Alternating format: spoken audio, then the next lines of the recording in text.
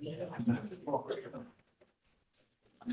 evening, everyone. I'd like to welcome everybody to the monthly Town of Milton Board meeting. Today is September 24th, 2025. Time is 6:30. I'd like to get the meeting started with the Pledge of Allegiance by Councilwoman Kerr. Allegiance to the flag of the United States of America, and to the republic for which it stands, one nation, under God, indivisible, with liberty and justice for all. Roll call. Councilman Delnicki. Present. Councilwoman Soden. Present. Councilman Froelich. Present. Councilwoman Kerr. Present. Supervisor Ostrander. Present. First on the agenda, motion to accept the minutes of the August 27th, 2025 Town Board meeting. I'll make that motion. I'll second it. Any discussion? Councilman Delnicki. Yes. Councilwoman Soden. Yes. Councilman Froelich. Yes. Councilwoman Kerr. Yes. Supervisor Ostrander. Yes. The next on the agenda, public comment number one. Public comment number one is on the agenda items only. Everybody that would like to speak, give their public comment and we'll have 3 minutes to speak. Public comment number one is now open. Tim Bantham.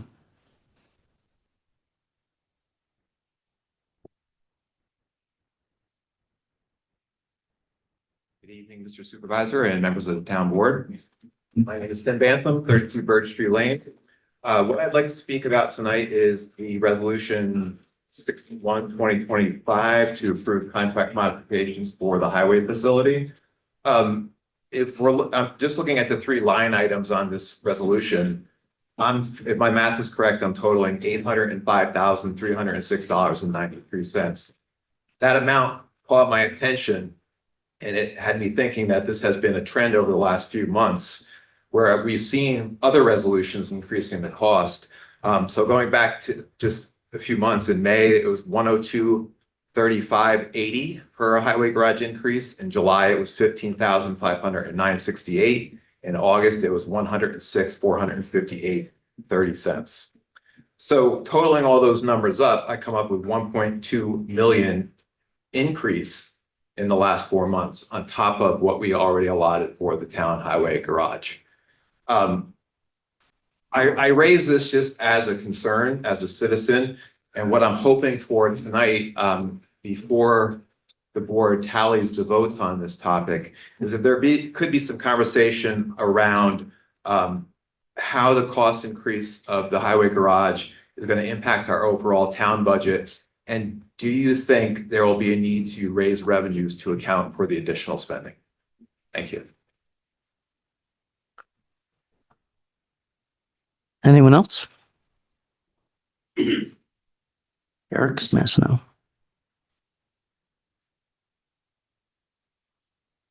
Good evening, board. My name's evening by name and address. Eric Massino, 538 Middle End Road. I'm talking about the Delaware Engineering Comprehensive Plan update. And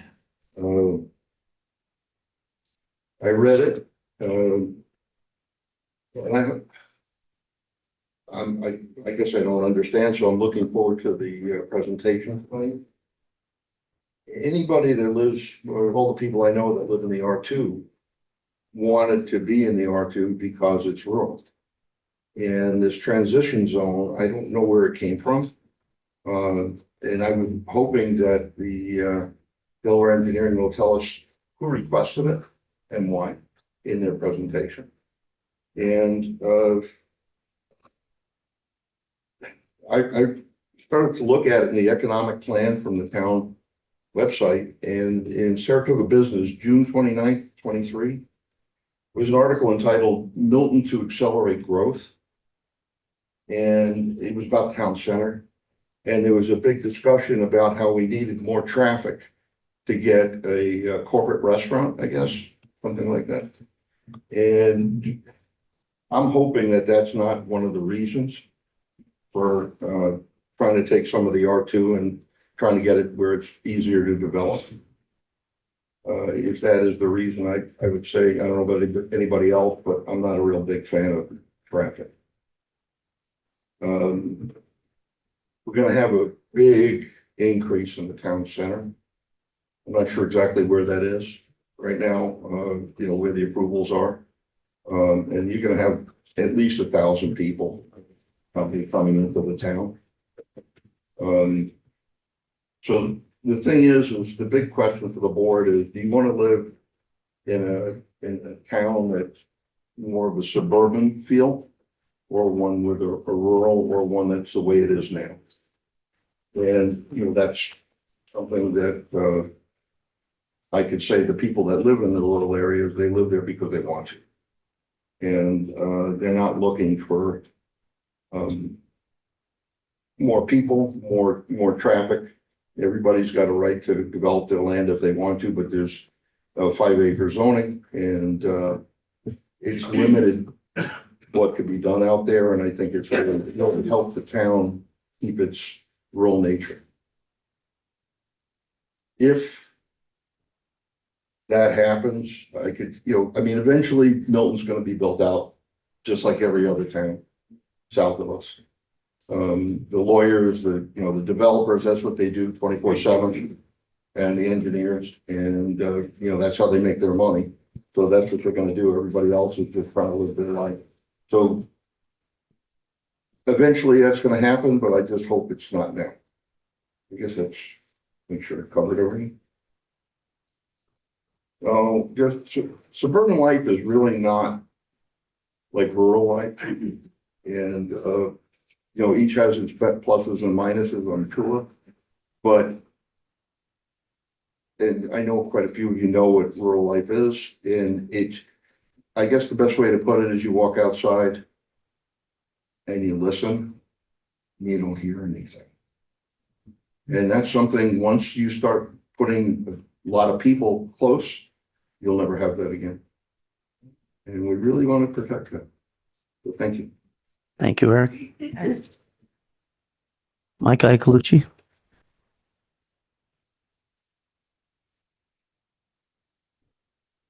Thank you. Good evening. Mike Iacolucci, 3 Encore Drive. I just want to second the comments made earlier by Tim with respect to the dollar figures on the construction of the highway facility. So at approximately $1.25 million between tonight's and prior approvals, the contract changes are getting up, I think, above 10% of the total original contract price. So just help us understand why that has come about. In addition, reading through the report from Delaware Engineering that was in the attachments for tonight's meeting, it looks as though in May of 2024, somebody, I forget the name, did a study of water and concluded that the village water system was going to be adequate for all the needs of the highway facility. Yet now it appears that there's $800,000 that needs to be spent to make the work. Is there any recourse to whoever did the study? And is there any discussion among you as to how this has come about to be such a big additional amount to correct the water? Thank you. Thank you, Mike. Yes, sir. Sounds like.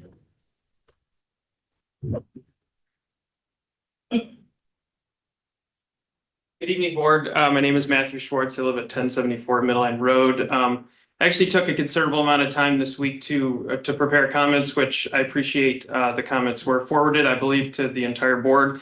So I asked you to read them if you haven't yet, but just to reiterate some of those comments and just to show my dislike for any sort of flirting with the R1 and R2 zones. I appreciate Mr. Smassanow's comments. He and I have a similar lifestyle and that we appreciate here in the town of Milton. And I grew up in the suburbs of Buffalo, and I know what it's like to have beautiful green spaces chipped away at by development. And the reason I appreciated the concentration of the development to this town center was because it's a concentration of development. People will come in for commerce, they will come in for food, they will come in for entertainment, and then they can go back.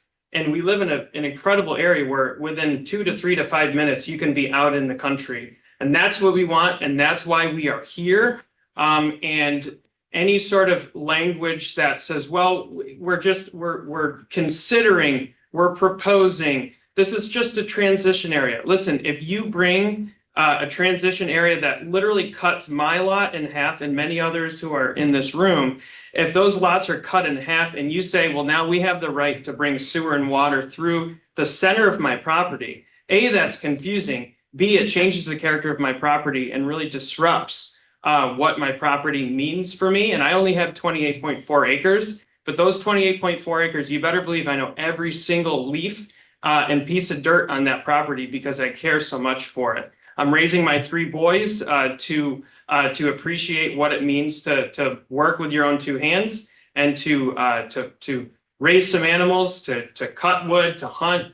And anytime you take rural districts like this and you say, well, we really, developers need to develop and engineers need to engineer. This is a hammer seeking a nail. And I just feel like the town needs to stand for what you are here for, and that is to maintain the rural quality of our town, which makes it great. And I talk to other people who live outside of this town that know I live in Milton, and they also see how our town is a lot different than many other towns that are always at risk of more and more and more development. We don't want it. Nobody here wants it. You're not hearing anybody say, I'd love to see cluster development in my backyard. Nobody wants it. And so thank you for hearing that. Thank you for listening to my comments, and we appreciate what you do for the town. And we would hope that you are voted members that are here to establish our way of life and continue to uphold it and protect it. So thank you so much. Appreciate it. Thank you, sir.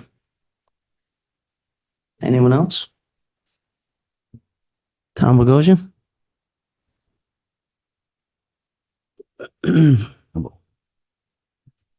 Good evening and thank you. I'll echo Mr. Smash. Now, we may not always agree, but we agree on this for sure.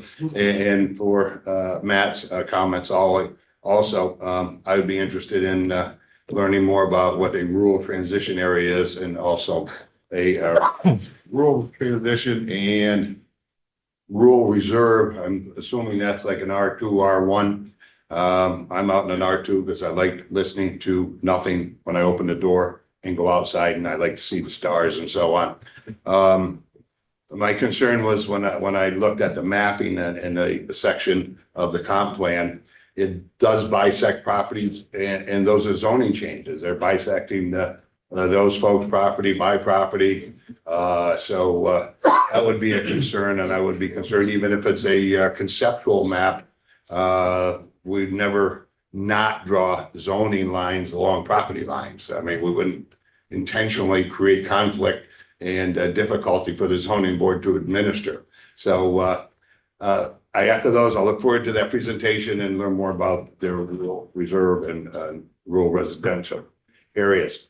I asked the supervisor before the meeting if I could say a couple of words. Mr. Hogan is going to receive an award tonight. Mr. Hogan, Tom Bogosian bought tons of ads from you and your dad years ago. Now is the time to paint your house, to paint your roof, build your chimney. We did work at your place also. Everybody bought the journal. Everybody read the journal. Everybody waited for the journal to come out. And I know they were going to make a town presentation, and then you'll probably be out of here. But I would just want to take a minute and say thank you for your service to the town, to the village. It has been a great service, great magazine. Bogo Brothers bought ads after ad and did lead and work and help us be successful. And I just want to say thank you and well deserving of you. Thank you, Tom. Anyone else? Brendan, anybody via Zoom? Hearing none, public comment number 1 is now closed. Next on the agenda is a presentation of the Heritage Award from Mike to Charlie Hogan. As Tom mentioned, Charlie is being honored tonight. Every year we give this award in September board meeting. It's the Heritage Award for those residents who actually try to preserve our history by preserving structures in our town. We have several members of the Historic Structure and Place Committee tonight. Jim Richmond, Allison Saul, Tim Van over here. We basically look over the houses in the district and decide which houses are most deserving. And we've had a lot. We've been doing this since 2006. So there's a lot. And in fact, I got a little plaque here. And Charlie is included right here. So this plaque hangs outside the doorway here. As you walk in, there's a whole other plaque covered with all the houses that get an award so far. And again, we really appreciate your efforts at preserving our heritage in this town through, again, like preservation of the structure. And the house you see behind me is actually, has several names. I kind of gave it this name because this is the guy who built it. Okay, D.F. Baker. Now you won't see his name anywhere except on a map. And it's this 1866 map, the town of Milton, and there it is. Okay, so I mean that's how it's called. It's also called the haunted house, which a lot of us in the community know it as. Which I'll get to that in a few minutes. But it stands out again as an example in many ways, not just the history of our town, but also an example of a certain type of architecture. So I'm going to actually read my little remarks I made here, and I'll just go press the button a few times and show you different images and stuff. It explains what I'm saying here. All right. This year we recognize the large, beautiful residence at 1332 West High Street. The house is currently owned by Charlie Hogan, who has restored and preserved it in its current state. The structure's looming Victorian design, maximalist style, stand in great contrast to a backdrop of simple brick, low-rise buildings, which you can see back there, the elementary schools. The four-story structure is ornately trimmed and features a spacious wraparound porch, whose mansard-styled roof line is capped with finials of wrought iron and a widow's walk, and serves as a wonderful example of Victorian architecture in the late 19th century. This structure stands as a testament to the commitment of its owner to maintaining its historical and cultural significance, and is one of the most beautiful residences in our town, and deserving of recognition of the 2025 Heritage Award designate. So again, thank you, Charlie. Okay.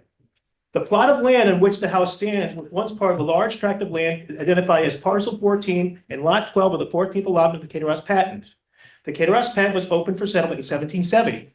This particular tract, containing 105 acres, was purchased by Peter Ferris in 1779, who built the first home on the site. The property has passed through many hands in the last 245 years. For much of the early history, this residence was referred to as the Colonel B.F. Baker House, as identified on the 1866 map of the town of Milton. Well, let me actually hit this. Let's see. Colonel Baker, that's where I went off. Colonel identified as 1866 town of Milton. Colonel Baker, a Civil War veteran, purchased the property in 1864 following his discharge from the Union Army. Benjamin and Harriet Baker built the large Victorian house and served as the private residence of the couple and their 7 children. The Baker family resided there until 1886. In 1887, it was purchased by Mary Stone and her daughter, Julia V. Crandall. At this point, the house takes on a tragic history and will be redesignated the haunted house to later generations of residents of Balsa Spa. Over the last century, the Crandall house has changed hands numerous times, being maintained as a private residence and today as an apartment building. Between 1864 and 1985, the house we see today was sold on 10 different occasions, including at one point having been owned by the Balsa Spa Central School District, who purchased it in 1967 for the property behind the residence in order to build 2 additional elementary schools and a middle school for the growing school district. For about a decade, the house was left vacant, allowing it to decline in appearance. It began to take on the appearance of a gloomy house shown in the popular television shows The Addams Family and The Munsters, which contribute to its reputation. The school district began to allow history tours of the haunted house, and the 7th grade teachers continued to share ghost stories about the house as part of local history. I didn't even know this. Charlie told me this as part of it, which I appreciate that information, Charlie. In fact, it says, interestingly, Charlie shared with me an anecdote that ghost stories about the house long predated the school's involvement. Bob Armour, the founder of Armour Funeral Home, told Charlie that when he was a kid in the 1920s, local people considered it bad luck to even look at the house. He and other kids would look at the opposite direction when sitting in the back seat of the house, family car, as they passed the house. Today, thanks to Charlie Hogan, the house was taken on a new life as rental apartments. So again, this is the kind of this bad history of the house. When the Bakers gave up the house, it was purchased by this family, and they only lived about a year. And tragically, it's there was some unforeseen incidences there. I don't want to discuss them too much, but most of us know the history of the house. Okay, and here's where it is today, as Charlie has restored it. So at this point, I'd like to, again, thank Charlie and present Charlie with a few things. So Charlie, you can come up here. Okay.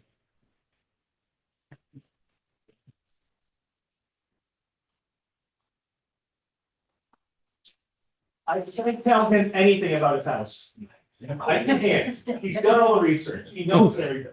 But I still put a binder together, which basically gives him some information, like, for example, it has, the actual map of where his house is located in 1866.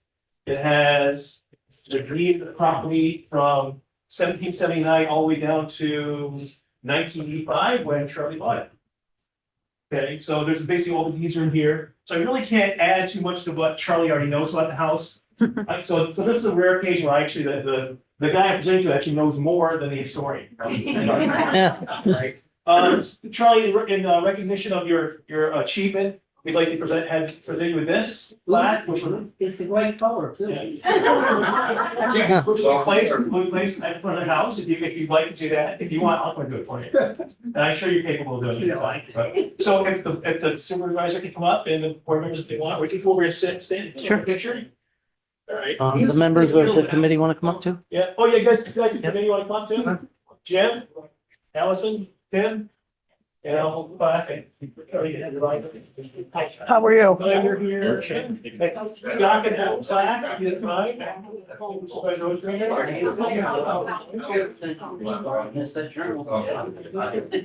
Okay, I'm not stepping over that. Okay. Who's taking a picture of for us? All right, comments? Okay, that's out. Zoom out, folks. Yeah, more. Everybody's good. Get a lot of things, Charlie. Now you got it. Very good. There you go. Thank you. Thanks. I appreciate you. Thanks very much.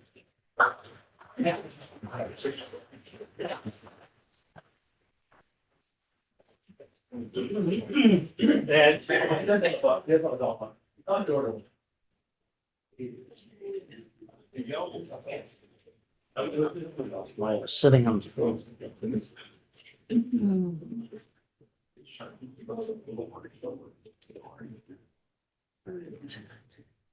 Okay, moving on with the agenda. Next on the agenda is a presentation by Mary Beth Bianconi of Delaware Engineer D.P.C. on the comprehensive plan update. Evening, Mary Beth.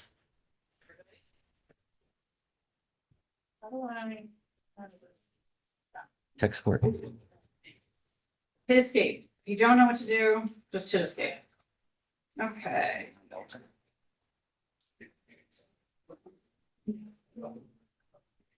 Ah, very cool. All right, good evening, everybody. My name is Mary Beth Bianconi, and I'm a partner at Delaware Engineering, and we've been working with the town of Milton for a little over a year now on the comprehensive plan.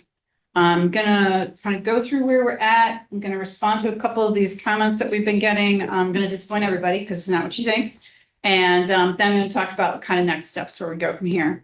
So what have we been doing? The organization of the comprehensive plan has started very broadly and it's working towards specific actions.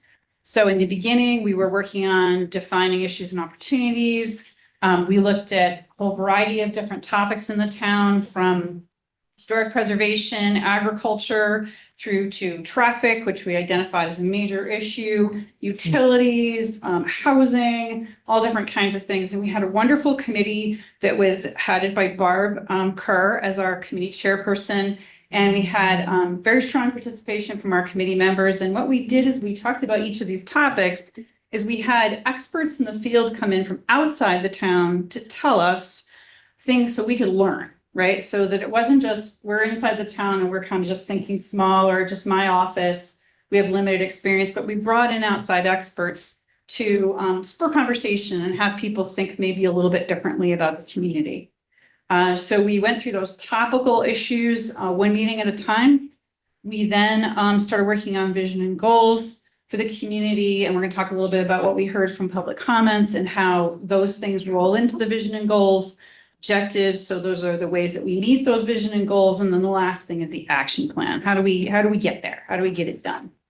So public engagement's been important for this project. And I will just say, we wanted more people to participate and they did not. We asked as many times as we could. We did a lot of social media. We did all kinds of things. We did have a survey online. We got some participation there, but we really wanted more participation. Don't worry, I have another opportunity coming up. But based on the participation that we got, we did a community-wide mailing and flyered. We had the project website. We did a community survey. We had our first public meeting was in June of 2024. Most people who came to that meeting were concerned about the Milltown Center project. They were not necessarily thinking about 20 years in the future, which is the purpose of comprehensive planning, but it was really good to have participation, and it kind of reinforced our process throughout. We held a number of stakeholder presentations and conducted interviews with different members of the business community, with folks in the Fish and Game Club and a bunch of other different groups. February 2025, we had a public meeting. It was our visioning forum. Unfortunately, it was on Valentine's Day and it snowed, and we did not have a lot of participation. And then in May, we held an open house out in Western Milton, and that was pretty well attended by local folks out there, and we got some really good feedback and input there. And then, like I mentioned, the committee meetings have gone on. I think we had 13 or 14 committee meetings every single month here in this room, and they were open to the public. And we had a small group of committed folks who came to each one. So here's what we learned from the public input. The number one thing we learned was preserve Milton's small town feel and rural character. So I'm just going to say it again. The number one thing was preserve the small town feel and rural character. So that's where this map's going to disappoint you, because that's exactly what this map does. Concerns about the compatibility of new land development with the existing structures in the town. Invest in the town's parks and recreation amenities. We heard a lot about that. Protect historic, open space, and agricultural resources. We spent a lot of time on those topics.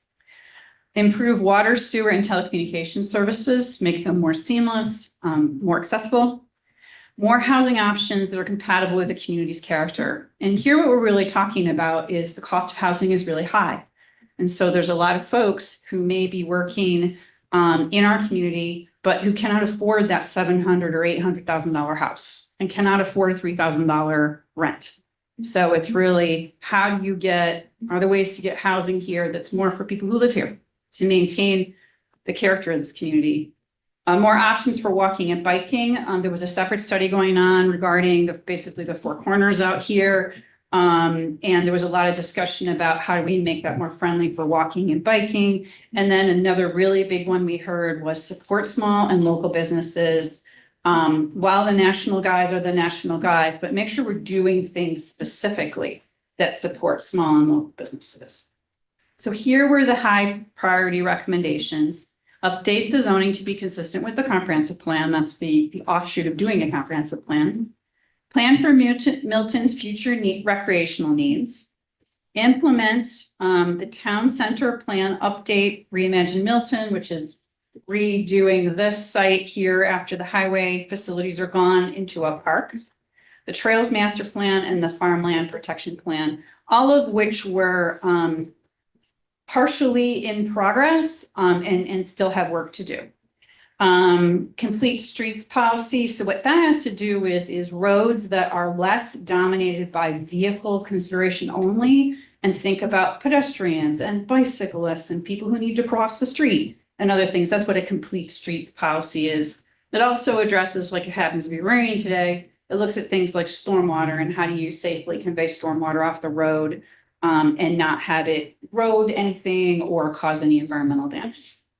Cultivated dialogue with the town's local businesses. That again is that strengthening small and local businesses. Coordinate housing development and infrastructure. So that's that making sure we're matching stuff up. So where the infrastructure is where the houses should go. Where the infrastructure is not is where the houses should not be. That's pretty simple. And then invest in a townwide GIS. And before I get to my final slide, because this is a short presentation and we're just going to talk about next steps, I'm going to talk for a second about this map that I think is confusing the heck out of everybody.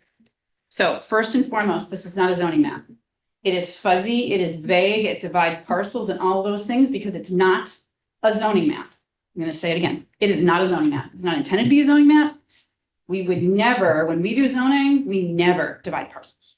Ever. It causes all kinds of issues. So this is not a zoning map. We're just gonna say that again, not a zoning map. No one's land is being changed, nothing. What I see when I look at this is the yellow, this is the R1 zone today. It actually extends a little past this. This is where all the density is. This green zone hems it in, blocks it in, prevents it from moving any further west. That's what a transition zone is. It is literally more dense, less dense, and then the blue zone, there was such a thing as an R3, that's what that is. It's the least dense, most protective of open space, land, low density development. So that is what this map is intended to show.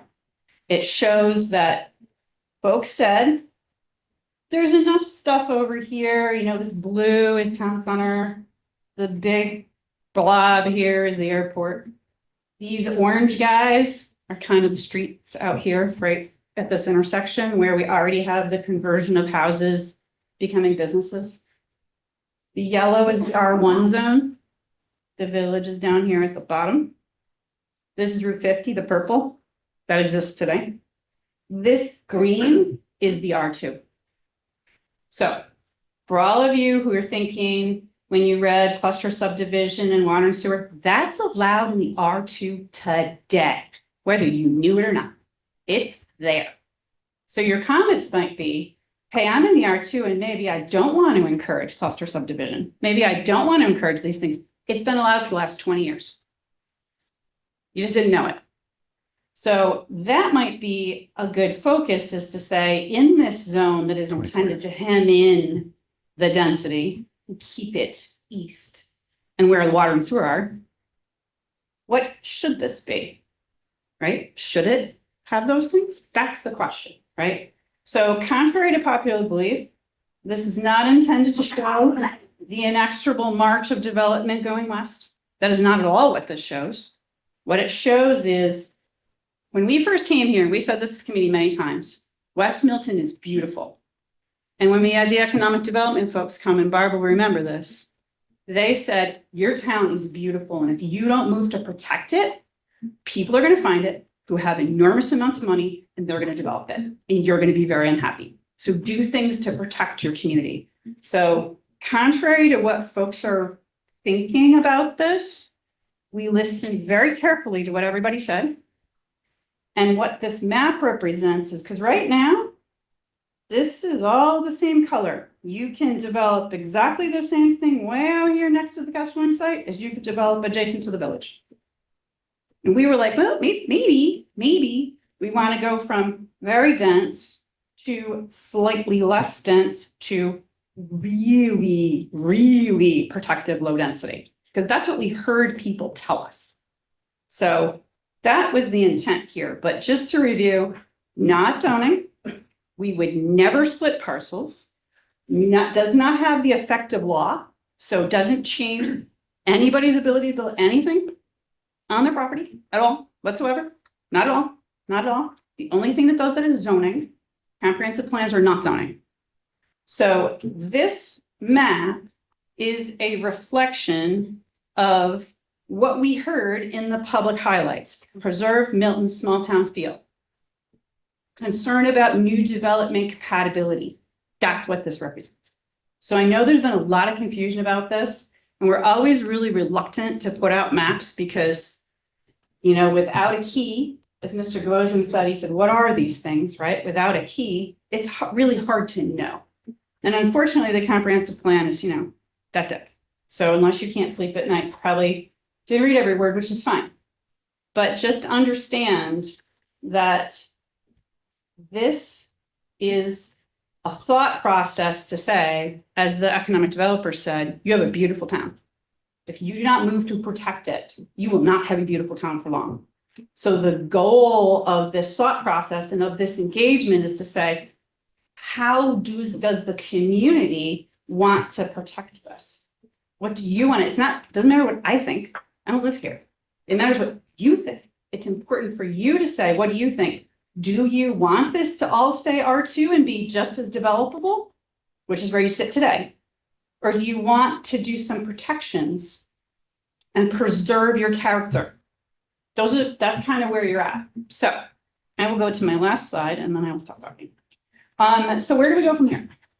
September 29th, which is Monday night here, the Comprehensive Plan Advisory Committee is holding its last meeting.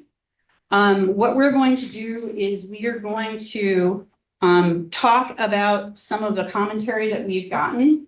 We're going to talk about what the thought process was behind these things. We're going to, we do have some fairly detailed comments from some folks. We're going to go through and make sure that those comments are reflective of the committee and of the preponderance of all the public comment that we got.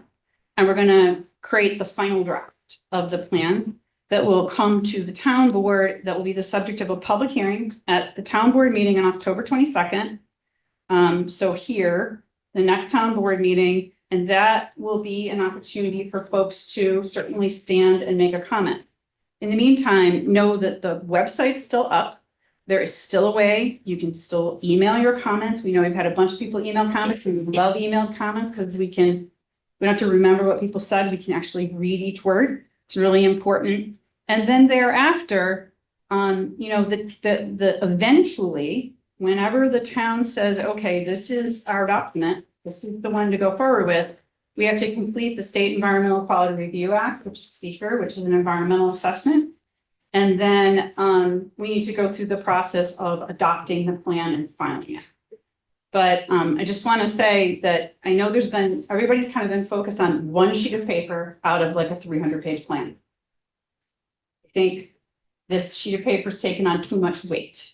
It is not intended to say that more development is happening. It's the opposite. If you have some time to read some of these other sections, you'll see where there's a discussion of the risks of development out in Western Milton and how this plan is intended to try to address some of those risks of incompatible development, more density, the sprawl of water and sewer, more traffic, all of those kinds of things. So I think that's it for now.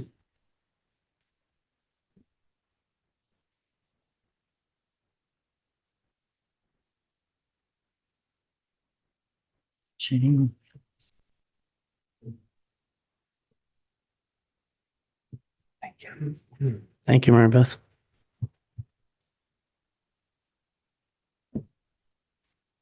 Moving on with the agenda, next on the agenda is resolution number 61 of 2025.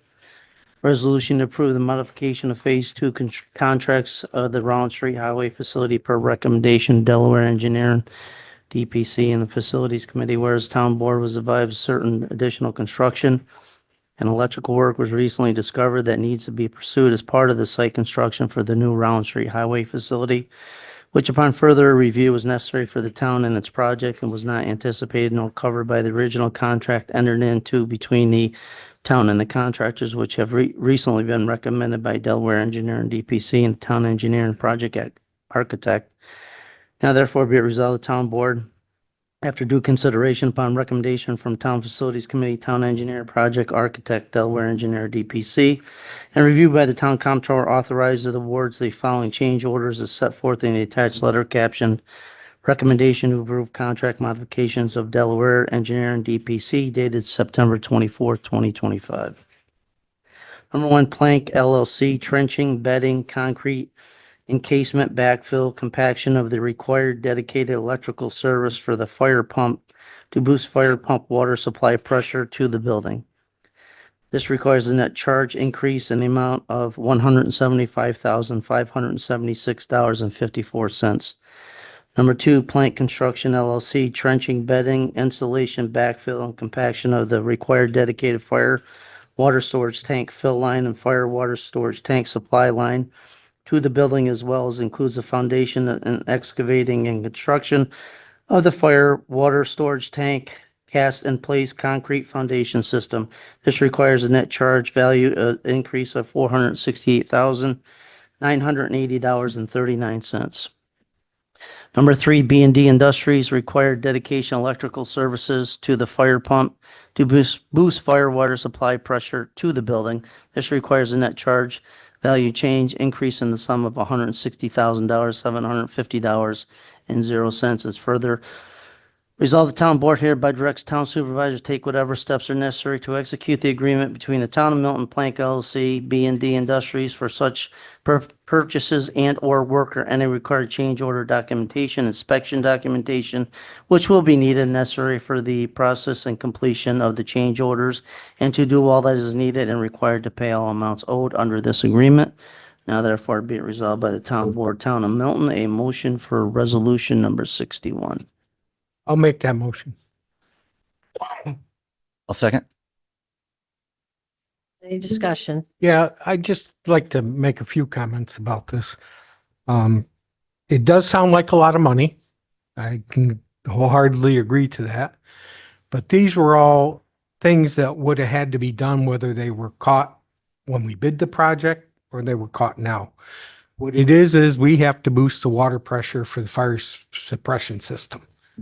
Not uncommon in these types of buildings. The airport over here has a 30,000 gallon tank in the ground to do the same purpose and pumps, As does Hannaford. as does Hannaford. So it isn't an uncommon thing. What we are at right now is the fact that right now, this expense would have been borne in the original contract. We would have still had this expense. Because it isn't something we're adding. It is something that would have had to be done in the original contract. So we really haven't added onto the project per se. As far as our commitment, our original budget for this project was $10.5 million. We are right at the present with these add-ons, we are at about 10.2. Coming close to the end of this project. So we still are about 300,000 under what we had budgeted originally for this project. So it should not affect our taxes at all because we already have planned in our taxes and our payments for this project. So we should be in good shape there. If anybody knows me and knows our committee, we had a very spirited, Mary Beth will attest to it, discussion about all these improvements and what had to be done. But in fact, well, we don't necessarily like having to add on 600,000 or $1 million in fire suppression system. That's just the fact of life at this point.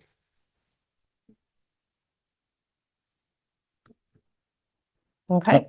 Yes, so I was going to kind of echo some of that as also a taxpayer and somebody who's a little bit frugal, especially with other people's money. It sounds like a fair amount of money. We're still under budget, and it certainly makes sense that taxes won't go up because of that. And there's still room for landscaping, office furniture, and some additional equipment. So I think we're in good shape. But I'm glad people notice when things like this happen, and I think there's some reasons that it kind of went down the road that way. But I think the bottom line is intact, and that's good for all of us.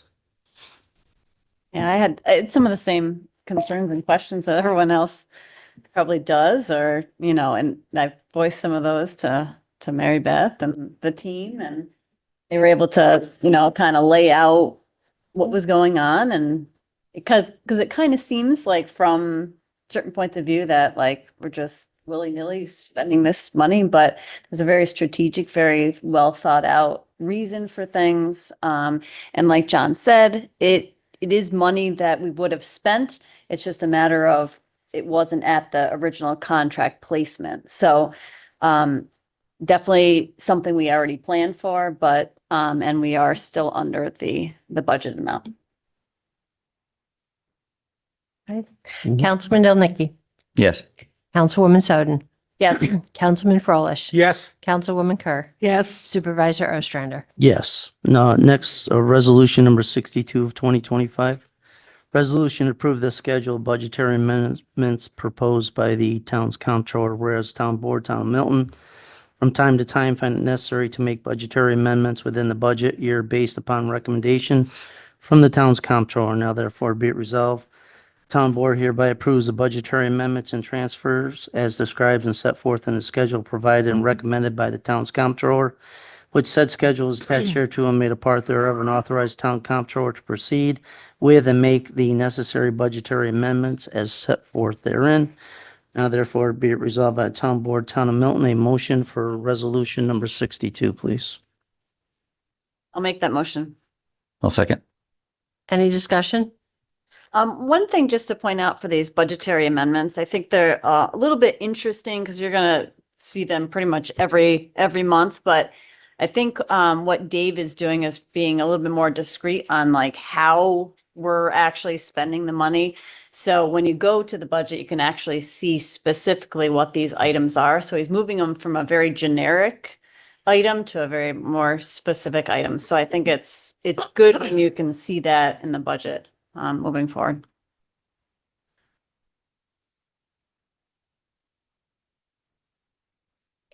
Councilman Delnicki? Yes. Councilwoman Soden? Yes. Councilman Froelich? Yes. Councilwoman Kerr? Yes. Supervisor Ostrander? Yes, next resolution 63 of 2025, a resolution to hire Cory Morse to fill a vacancy in the Town Highway Department as a full-time laborer, whereas Town of Milton Highway Superintendent has advised that there's a need to hire a new laborer in the Town Highway Department.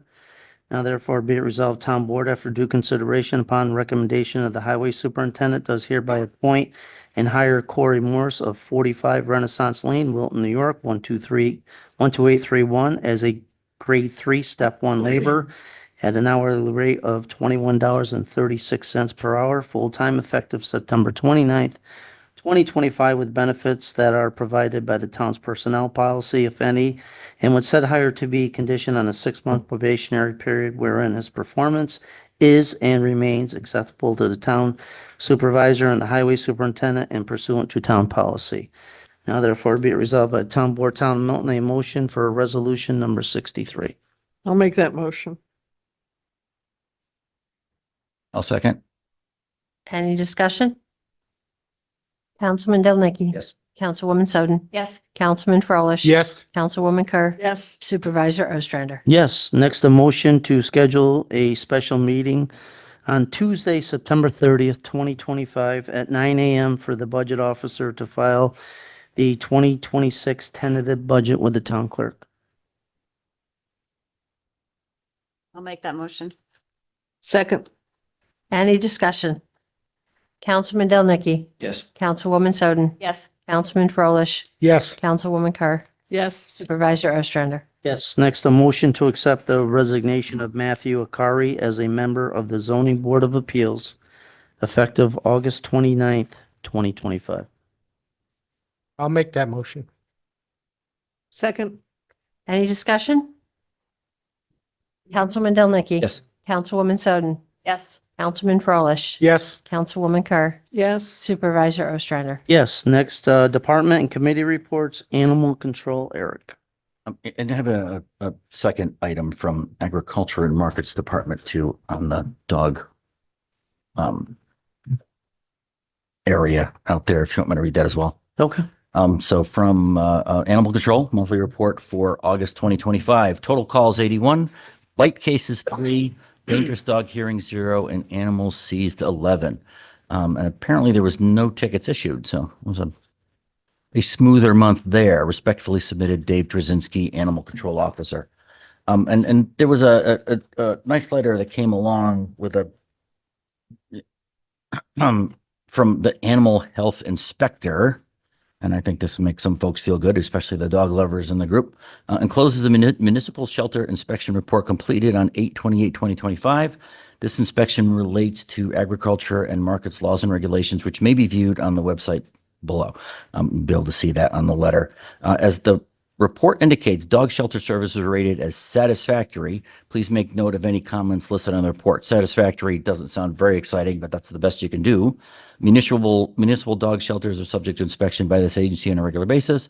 Please notify this office within 30 days of any changes in municipal shelter services. If you have any questions regarding the inspection, please call. So there are quite a long list of criteria, and Dave Drzezinski and our animal control area, met every one of them. It's a pretty lengthy list. Won't read them all, but shelter is structurally sound, housing area and equipment is sanitized regularly, repairs are done when necessary. So it's good. We're up to speed, up to code, and inspecting is satisfactory in that area. Thank you, Eric. Next, the assessor's office, Eric also. A note from the assessor's office. Star credit checks have been sent from New York State Tax and Finance beginning the second week of September. Our office is unable to assist with star credit checks. If you purchased your home after 2015, you are eligible for the star credit and must register with New York State Tax and Finance directly by either calling 518-457-2036 or going online to register at www.tax.ny.gov. There are a couple of questions that have been posed to the assessor's office and a response, of course. My spouse is deceased. Do I have to remove their name off of my residence? And the answer is no, it's not necessary to remove the name. If you choose to remove the name, paperwork would need to be completed and submitted to Saratoga County with a copy of the certified death certificate. Additionally, will I lose my exemptions if I remove my deceased spouse from the records? I'm assuming it's from the same individual. Not necessarily. As the assessor, I would review the current exemptions on file. Most of our exemptions are eligible for an unmarried surviving spouse. A few of our exemptions are income-based. It would need to be reviewed with total income. The enhanced star would be eligible if the surviving spouse was at least 62 years old. Respectfully submitted, Laura Orminski, Town of Milton Assessor. Thank you, Eric. Next, Building Department, John? Okay, during the month of August, the Code Enforcement Department managed 33 building permits, collected $4,837.45 in building permit fees, collected $300 in planning and zoning board fees, collected $0 in sewer fees, completed 160 construction inspections, fulfilled 18 fire safety inspections, responded to 37 code enforcement violations. A total of 7 certificate of occupancies were issued along with 21 certificates of compliance. Thank you, John. Next, Buildings and Grounds, Barb. Have patience, I forgot my glasses. Let me read it. During the month of August, I did daily cleaning of the community center, court, town parks, and town offices, including the highway department, set up and takedowns at the community center as needed. I did monthly inspections of fire extinguishers and AED machines, inspected all playground equipment at Burgess Kimball Park and Susan Lyle Playground, and daily cleaning of park bathrooms and restocking of paper products, cleaned the parks of all trash and debris daily. We moved all park property and we mowed, I'm sorry, I told you. We mowed all town property and cemeteries and cleaned Wood Hollow of trash and debris. I perform weekly maintenance at all park equipment. Respectfully submitted, Mark Leroy, Maintenance Supervisor. Thank you, Barb. Next, Comptroller's Financial Reporting Package issued to Town Board, made available on the town's website. Next, Economic Development, John?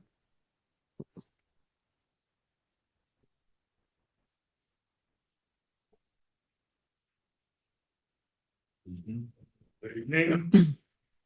This past month's focus was attempting to secure a new diner operator for the airport after the previous one withdrew from earlier arrangements, making a renewed search necessary. Efforts were directed toward identifying suitable replacements while ensuring continuity of planning. At the same time, follow-up was conducted on several ongoing projects, many of which are progressing positively and moving close to completion.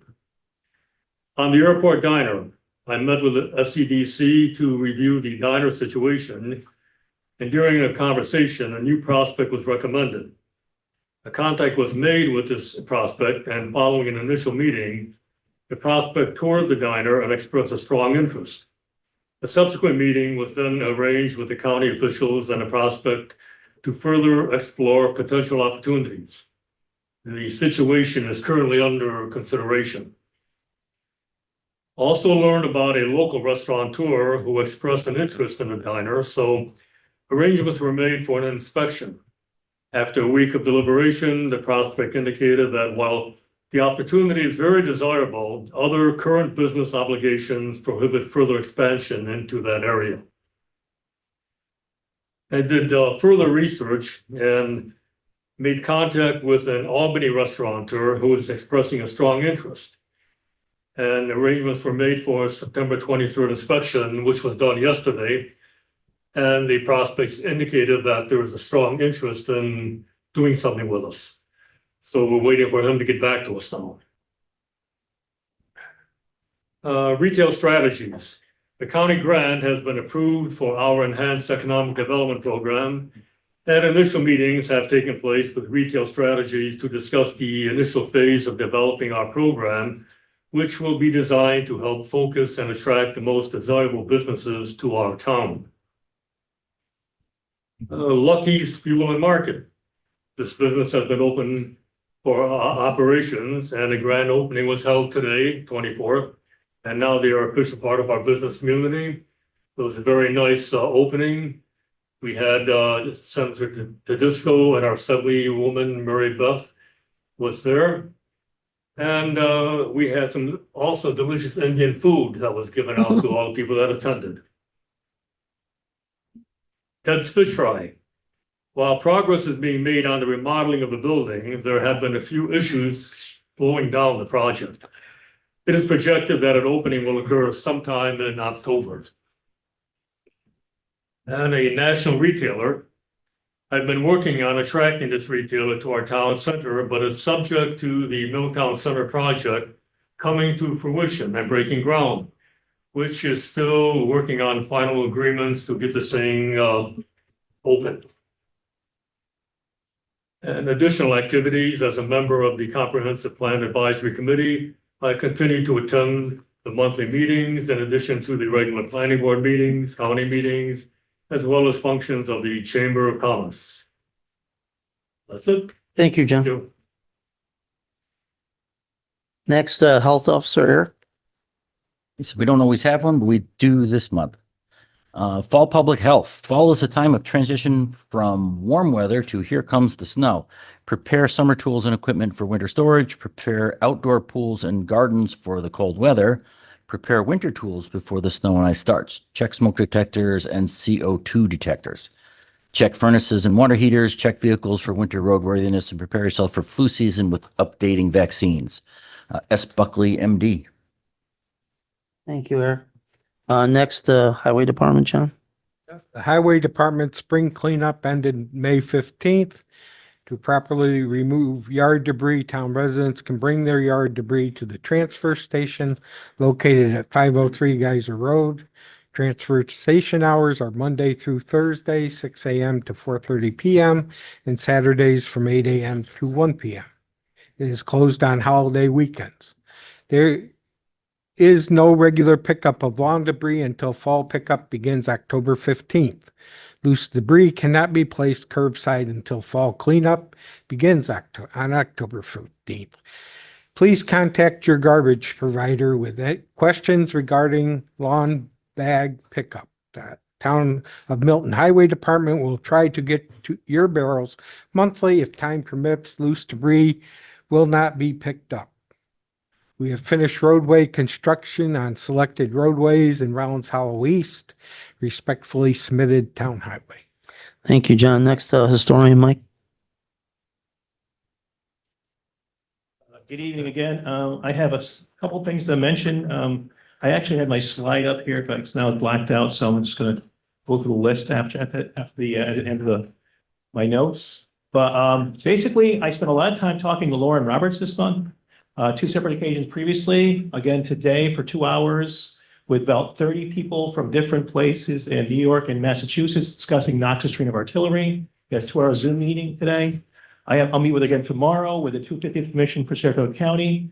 Also mentioned looking over all the events that are going on.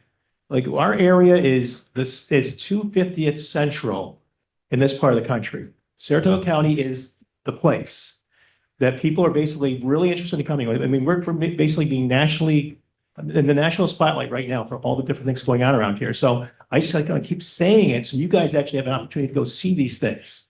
And again, they're very big national events. The biggest one is the Knox Train of Artillery, which is coming through in December again, which I mentioned previously. And we'll be involved December 11th, 12th, and 13th as far as our area. Not know specifically, but the communities along the Hudson, we're talking about Warren, Washington, Saratoga, Albany counties, all working together on this project, all the way out to Boston. So we're dealing with people from Massachusetts on a regular basis for meetings. I also in in cooperation with Saratoga 250th, helped to create an essay question and grading rubric to facilitate an essay contest on the important battles of Saratoga.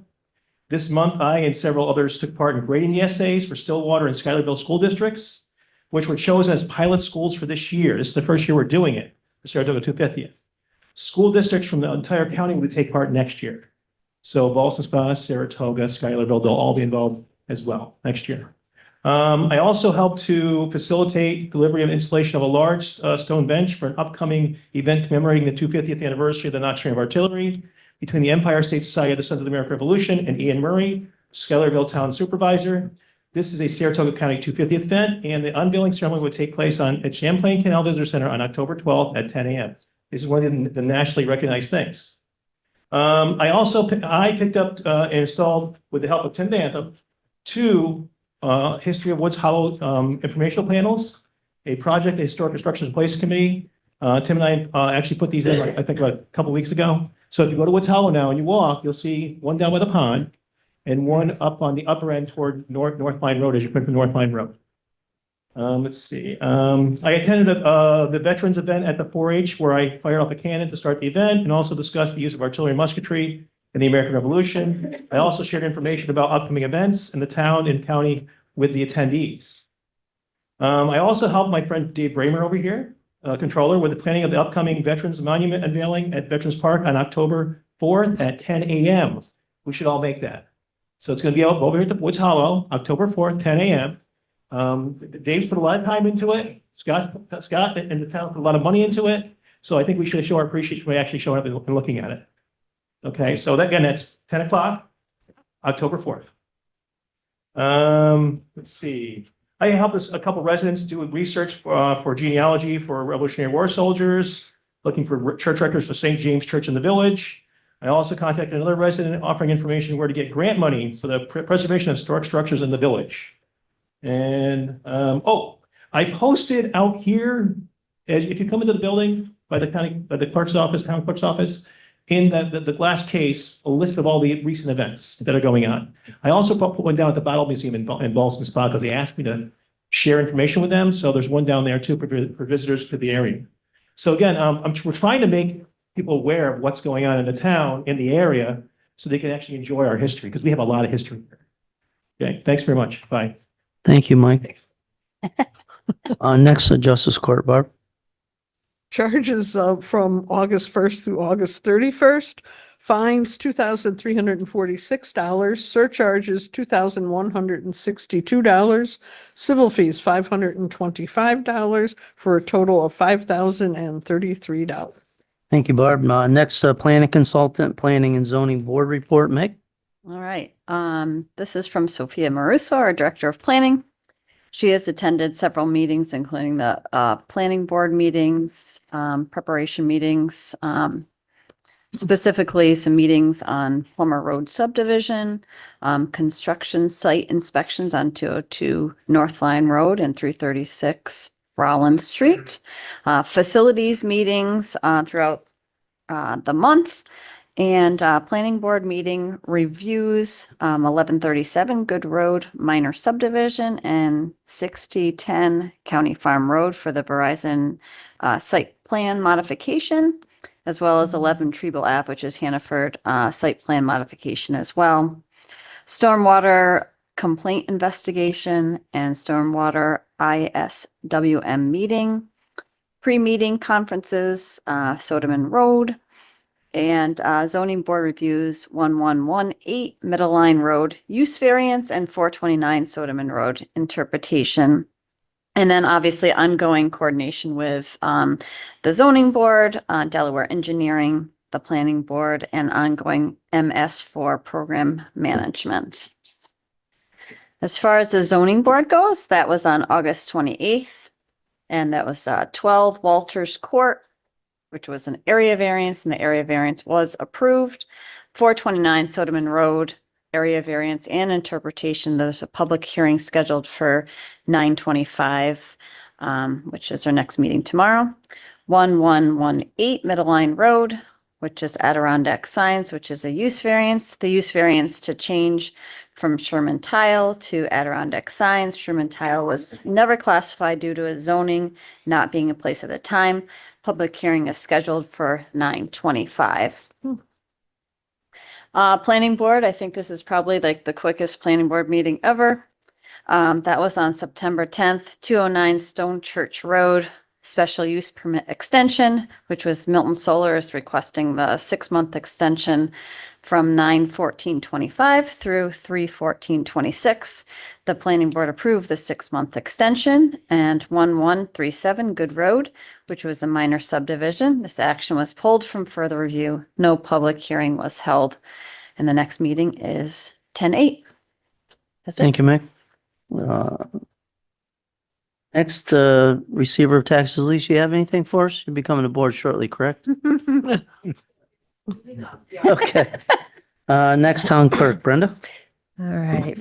August 2025, we had 12 marriages, 8 certified marriage certificates, 76 certified death certificates, 22 FOIL and search of records, 147 dog licensing, with 51 of them being online, 85 hunting and fishing licenses, 6 pavilion and community center rentals, with the town's share being $4,812.53.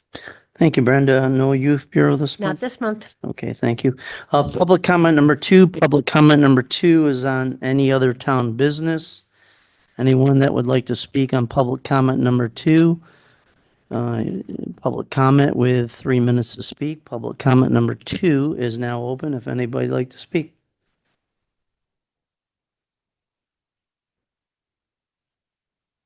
Brenda, anybody via Zoom?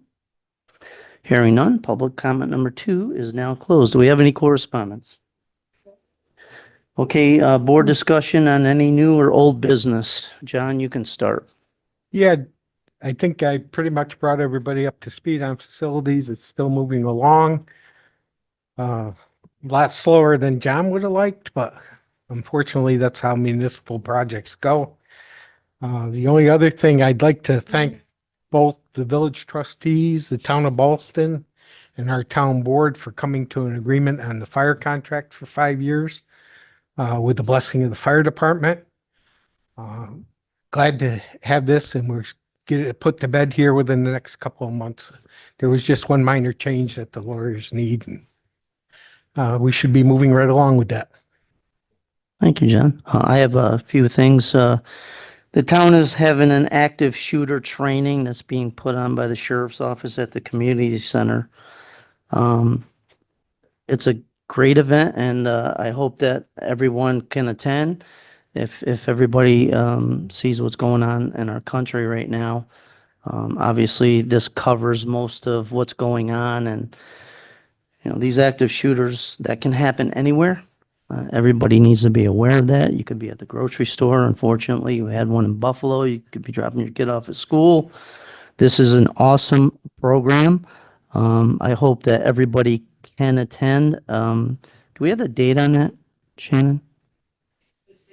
16th. Okay, so it's the 16th at 6:30 at the community center.